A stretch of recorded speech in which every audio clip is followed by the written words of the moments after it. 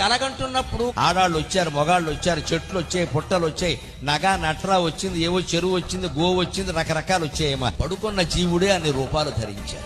వాడే ఆడవాళ్ళు అయ్యాడు, వాడే మగవాళ్ళు అయ్యాడు, వాడే పశువు అయ్యాడు, వాడే పాము అయ్యాడు, వాడే చెట్టు అయ్యాడు, వాడే పొట్ట అయ్యాడు, వాడే కింద పడ్డాడు, వాడే మీద పడ్డాడు, వాడే సుఖపడ్డాడు, వాడే దుఃఖపడ్డాడు. అందరి మాటలు ఒక్క జీవుడే మాట్లాడాడు. మరి పడుకున్న ఒక్క జీవుడు, సామాన్యమైన జీవుడు, తన కలు తాను సృష్టించుకుని ఇన్ని పాత్రలు తానే ధరించి ఆడుకుని పాడుకుని ఖేదపడి దుఃఖపడి సంతోషపడి మోదపడి రకరకాల డాన్స్ కార్యక్రమాలన్నీ చేసి నిద్రలేచి మేల్కొని ఇదంతా మాయా అనుకోవడం నిజమైనప్పుడు శ్రీ మహావిష్ణువు క్షీరసాగరంలో శయనించి ఈ విశ్వమంతా తానే ఒక కలగా గని ఇందులో అన్ని పాత్రలు తానే ధరించి అన్నిటితోనూ తానే ఆడుకుని తానే దేవతలై, తానే మానవులై, తానే రాక్షసులై, తానే చరాచర జీవరాశి శ్రీ మహావిష్ణువు ఈ మొత్తం ప్రపంచంతో ఆడుకుంటున్నాడు అన్నమాట. నిజమా కాదా? నిజమా కాదా? కలగంటు